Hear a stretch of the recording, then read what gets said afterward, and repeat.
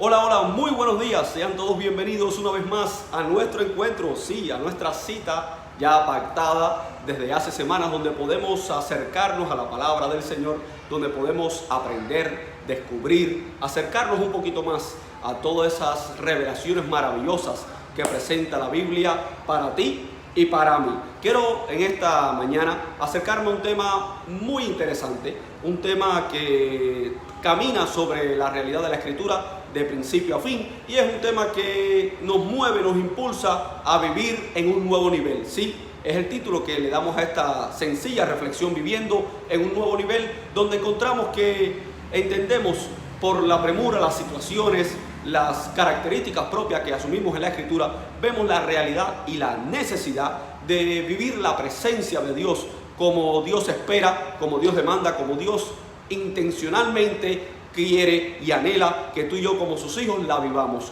Si eres cristiano, Dios te está moviendo, déjame decirte en esta mañana, a un nuevo nivel. Es importante vivir en un nuevo nivel. Y cuando hablamos de la presencia de Dios, ¿de qué estamos hablando? Hemos escuchado esa idea por siglos, por tiempo, por años, de etapa a etapa lo entendemos. Es una frase recurrida en los círculos cristianos, pero ¿de qué estamos hablando? Sencillamente, de manera más práctica, estamos hablando de esa virtud divina a través de la cual Dios manifiesta su poder y su quehacer. Esa virtud divina, la presencia de Dios no es la propia esencia de Dios, es la manifestación de quién es Él.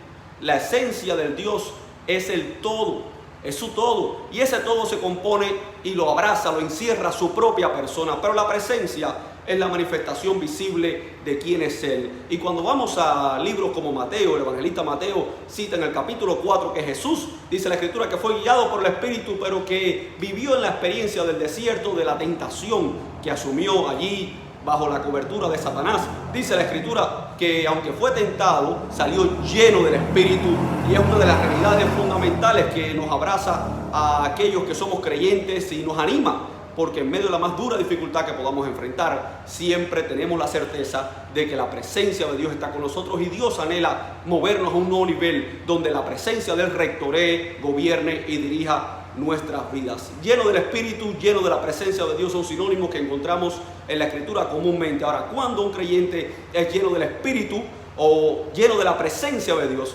Esa pregunta muchas veces la hacemos, nos la preguntamos, está también en un rinconcito de nuestra mente y de nuestro corazón. ¿Cuándo soy lleno del Espíritu? ¿Cuándo soy lleno de la presencia? Soy creyente, asumo a Cristo como mi Señor y Salvador. ¿Y qué pasa entonces?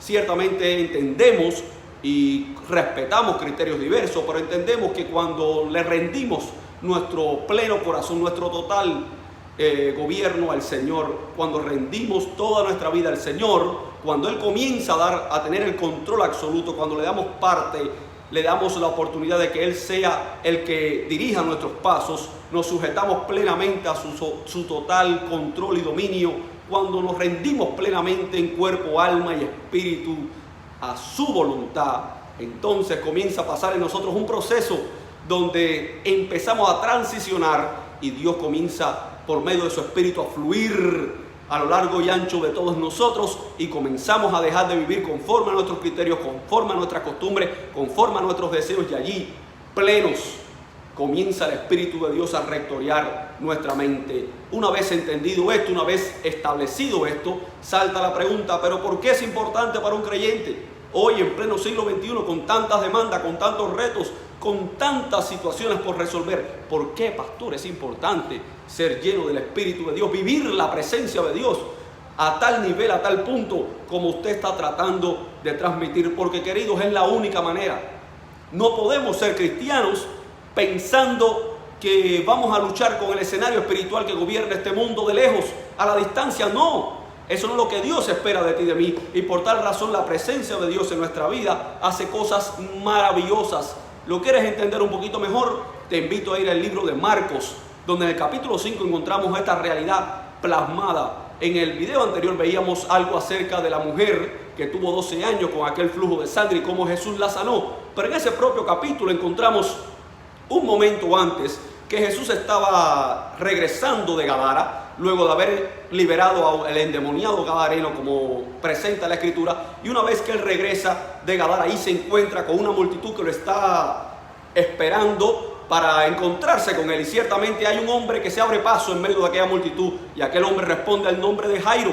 Jairo, sí, un principal de la sinagoga, un hombre judío que seguía la ley, que servía en la sinagoga, un líder espiritual, pero que tenía un problema en específico. ¿Qué problema, pastor? Tenía a su hija con una enfermedad terminal. Estaba agonizando la niña de 12 años, y ante ese suceso, él viene a Jesús, se postra delante de él, le adora, y allí se crea el dilema y se presenta la historia que quiero compartir contigo en el nombre del Señor por unos pocos minutos. Allí tenemos esta historia donde en el capítulo 5, versículo 22, dice la Escritura que Jesús, cuando ve a Jairo, Jairo se acerca a él y Jesús lo ve. Indiscutiblemente, una de las maneras maravillosas, de las cosas fundamentales que nos revela y que nos permite el ser lleno del Espíritu, es que nos hace ver dónde está la verdadera necesidad.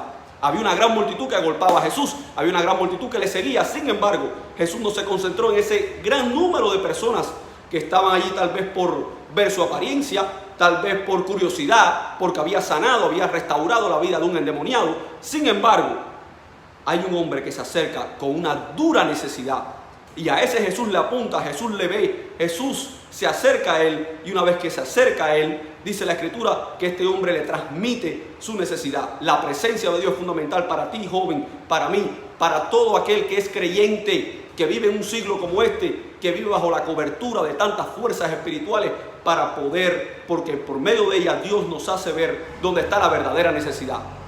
Este mundo tiene una gran necesidad y tú necesitas verla.